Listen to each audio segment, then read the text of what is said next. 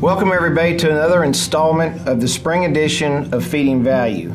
Hi, I'm John Jeffrey with BioZyme, and today I'm lucky enough to have Randy Heflin with me. Randy is a vast, wealth of knowledge from a lot of different aspects from our industry.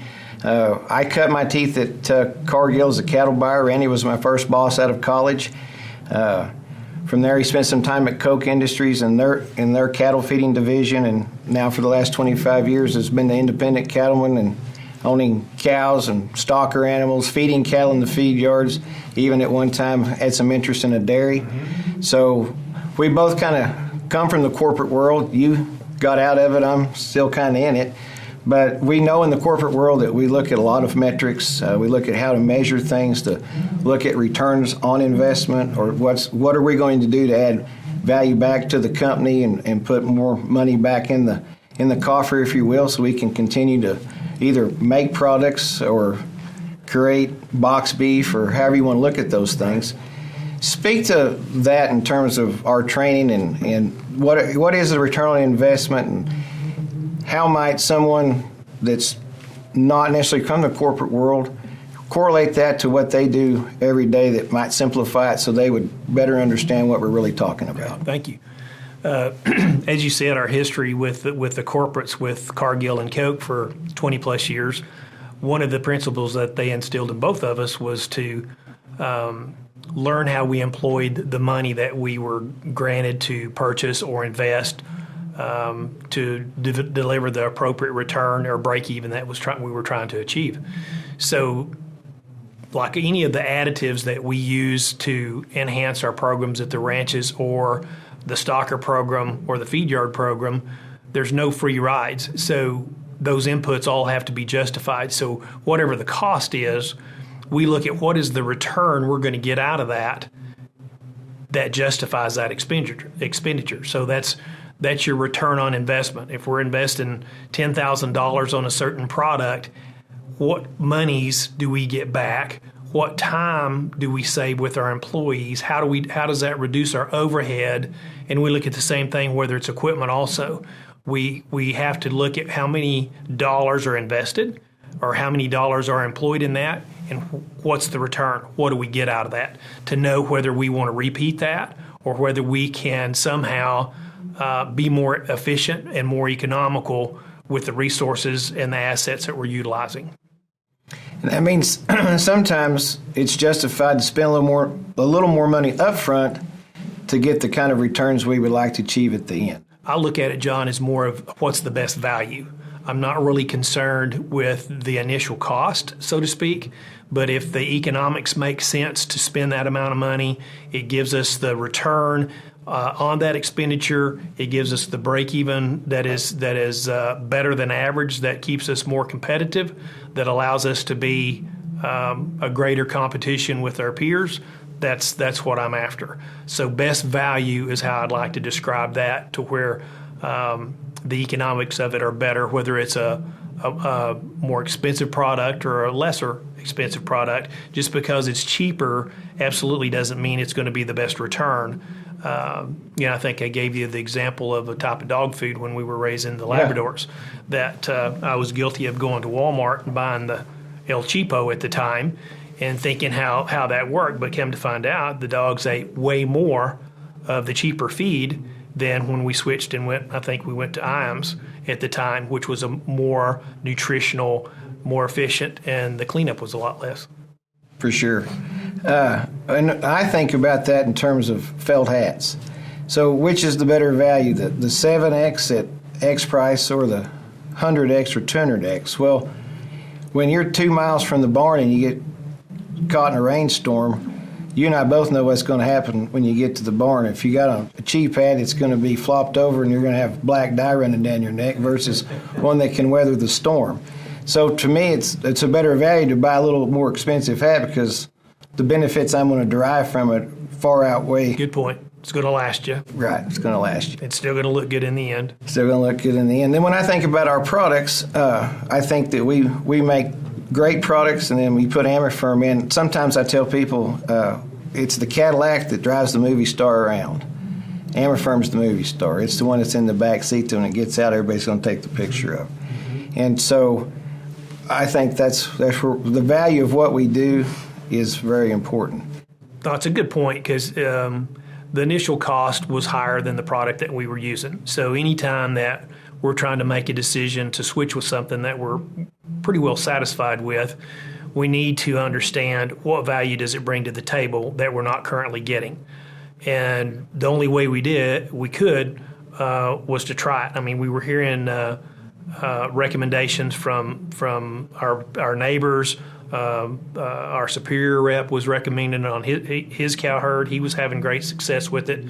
So it was the try effect that got us over it because we used the product that we were using.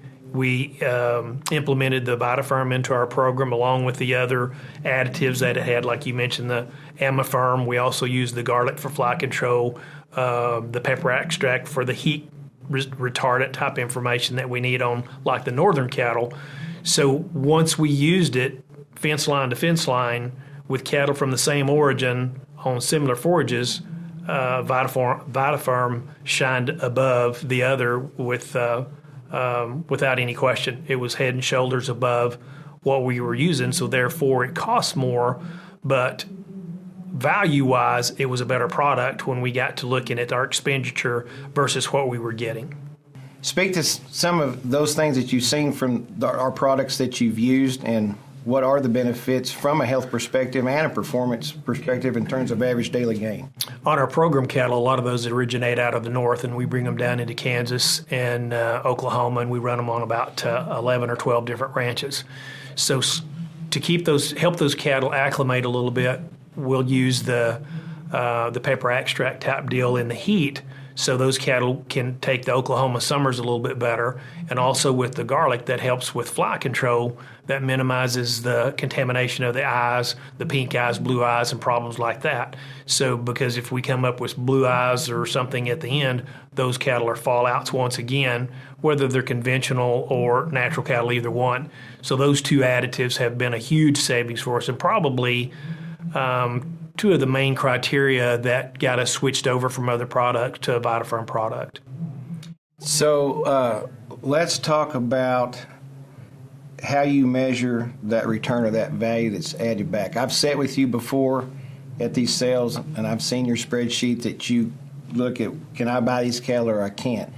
Some of these things that we've talked about, that factors into that decision making to project out whether those cattle are going to be able to be a good buy or not a good buy. It correct? Does.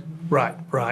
One of my sons built a matrix type spreadsheet that utilizes all of the information, whether the cattle are conventional, whether they're GAP naturals, whether they're NHTC verified natural, and I can plug those in as we go, and it pulls in the cost of gains of the different feed yards that we will target those cattle, or to the ranches that we target those cattle on. And our history is plugged into that, so we can pull up and enter that animal in and know what his cost of gain is supposed to project to be based on history on what we've had. And if some feed yards may have more fallouts than others, same way with some of our ranches, that we can go with certain cattle with that they do a quality job and the next one they don't. So we can change that on the go as we download Superior's information into the matrix, and it's all there live and brings in the futures, and I can do a projection of a break even right there on the spot and know if it fits our parameters.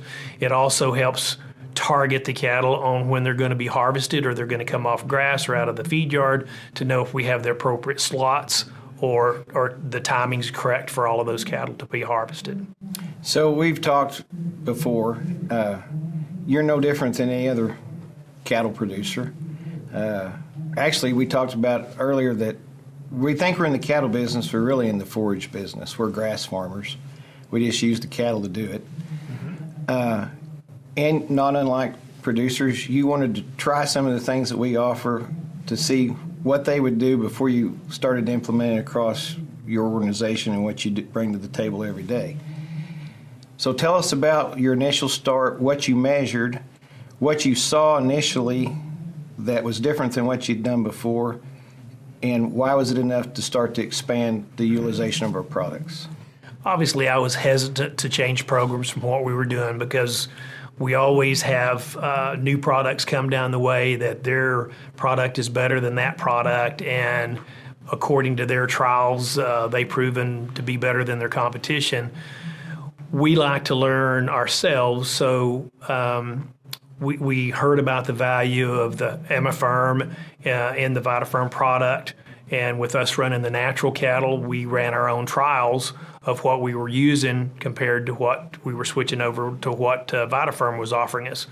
And on a controlled basis, same origins of cattle, just right across the fence from each other in the pasture situation. Hands down, the cattle that were getting supplemented with the VitaFerm, with the Emiferm in it, was more than justifiable with what the additional cost was. And so any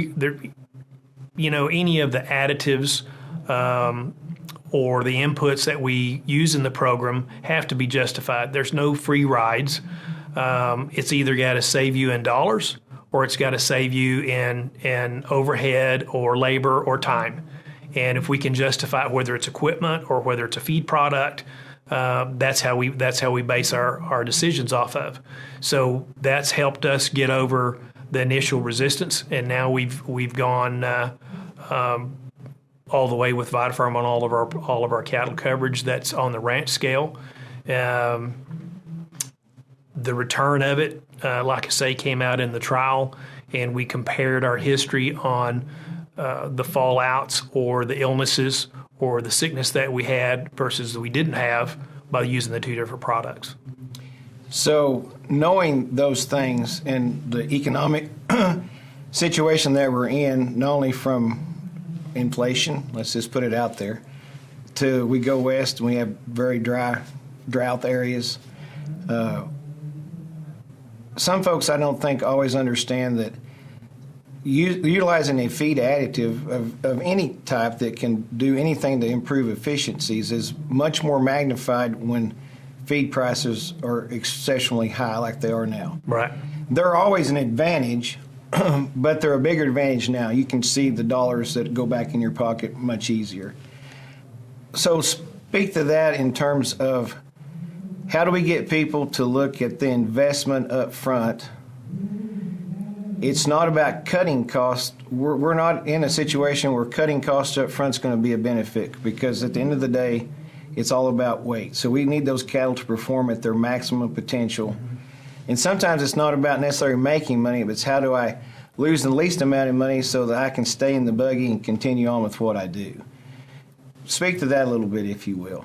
Well, like on our cow-calf ranches, some of the ranchers have different philosophies, management styles, and rather than to micromanage them, what we came up with a scorecard is of what is the break-even per pound weaned on the calves we take off the ranch.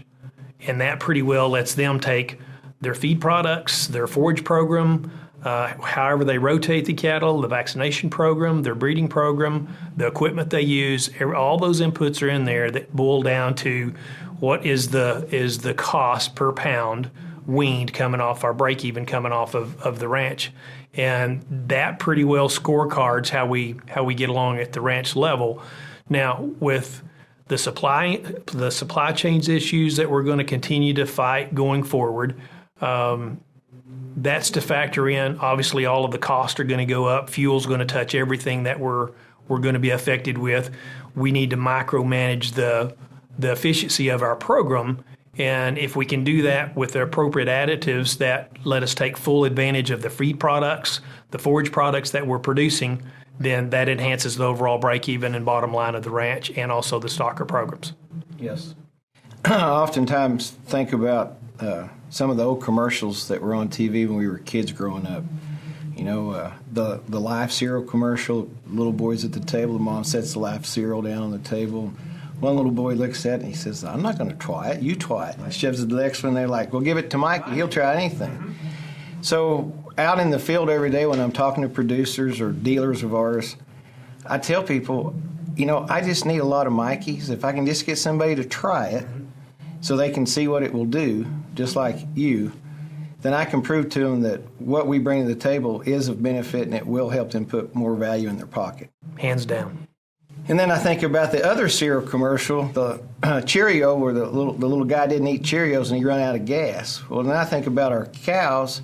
If we're not putting the good stuff in them to get them to do what we need them to do to produce that calf that weans off at a heavier weight, or if we're in a stocker operation, those cattle perform and we got them turned out on wheat pasture, native pasture, or in a grow yard, they can't do their job either. So the nutrition is a really big deal. And when we talk about nutrition at our company, we have the formulation of our mineral products is next to none, especially when you talk about floor-stocked mineral that you can go buy at your local dealer. We don't least cost formulate anything that we make. We buy our ingredients from the same vendors all the time. We don't like to change anything unless we think it's going to be for the better. And then when you add Amifirm into that equation and improve intake and digestibility and absorption rate of nutrients, well, then all those things are just multiplied. Right. So, but the part of the equation that we haven't talked about enough, and you referred to health, is the benefit that Amifirm brings to that, because we know that 70% of our immunity comes through our intestinal tract, whether it's a human or an animal. So anything that we can do to improve the intestinal health means that they have a better chance of meeting a compromise more efficiently and more effectively, and if we have to give an antibiotic, it's going to work the first time, not the second or third time. And then you can even speak to that probably. What is the cost of what some people would call railers or realizers after you've doctored one 2 or 3 times and finally you just have to move him on out somewhere and either he makes it or he doesn't? Right. Talk about the value of that. It's huge. It's more of a value. It's a huge cost because you're taking some of these animals that are costing $1,000 to $1,200 at purchase, and if they're treated one time and they fall out of a natural program, that's cost us anywhere from a $300 to a $400 discount because they no longer qualify for the program. If the animal turns into a chronic type situation where he can't be merchandised through a conventional route, then he's usually salvaged for maybe $150 to $200 going to one of these outfits that'll utilize those type cattle. So you can see the magnitude of just 1% or even half of 1% of our inventory, if we can keep them from going down that path to where they maintain their health. They don't have to be treated. Their digestive system is balanced. Their vaccination program is intact to where we don't have an illness that requires an antibiotic, and those cattle don't fall out is major. And so we watch that very closely. You mentioned about getting other Mikeys in the business to just try it. That's how we were. And when we did it, the reason we did it was our superior rep, Mark Freeman, was telling us how well he got along with it with his cow herd. He kept after me and said, you need to try it. So we did. Worked out well. You mentioned other producers that may not use this type of product. So a lot of times those cattle are inferior from a nutritional gaining standpoint. Those are the kinds we like to buy because they've been mismanaged by that particular segment of the business. If we can incorporate those cattle into our program and then use these products to enhance their digestive system, their health system, the compensatory we get out of that is very profitable. You're taking a piece of coal and making it into a diamond. Trying. Yeah. So let's look at things from our old hat that we used to wear when we were in the packing business. So our end users, the consumer, we were trying to make sure that we provided a wholesome, healthy product to them. We know that antibiotic usage is a big deal. We have a VFD now to use chlorotetracycline in our operations. Something like we have with Amifirm that can bring to the table some things that make those cattle healthier to eliminate the use of antibiotics.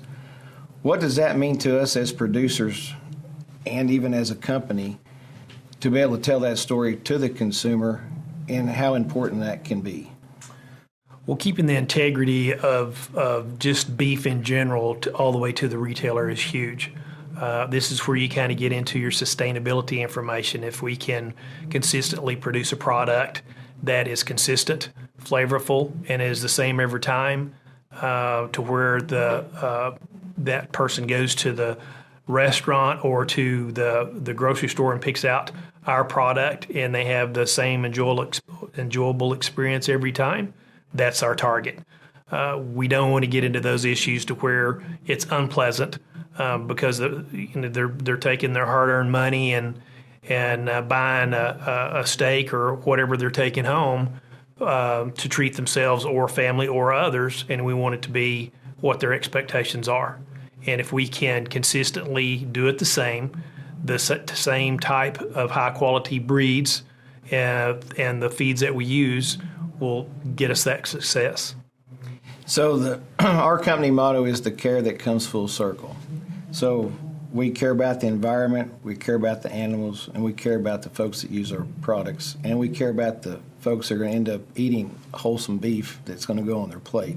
And we like to think that we play an important role all the way through the entire chain of events, from, as we would say, from the womb to the tomb, if you will, that we can play an important role to satisfy all the needs of everybody in some way, shape, or form, whether it's a financial perspective that you're looking at or just how I feel about what I'm getting ready to eat off the plate when I go sit down at a restaurant or even at Mom's kitchen table. Mm-hmm. So, Randy, this has been a great interview. I appreciate your friendship. I appreciate your mentorship. Not to get emotional, but it's been a pleasure. It's been a lot of years, right? It's been a lot of years. We've been together through a lot of different stuff. There were some gaps in between, but one thing I always look forward to every year, surprisingly, even though when we didn't talk a lot, was I would always get a birthday text from you or a call. Yeah. And it meant a lot. Yep. Well, great. I'm glad it did. You guys were a great team when we were at Cargill. And we had some great guys. We had a lot of fun, and we all grew up together. Good times. Thank you for your friendship. My pleasure. Thank you for your business, and we look forward to the future. Thank you. Thanks for having me. You bet. Folks, thanks again for tuning in to this installment of Feeding Value. We appreciate all of you out there. If you have the want to learn more about our products, please check out BioZymeInc.com. You can find your local representative there or myself. We really appreciate it. We'll see you this spring, and happy trails.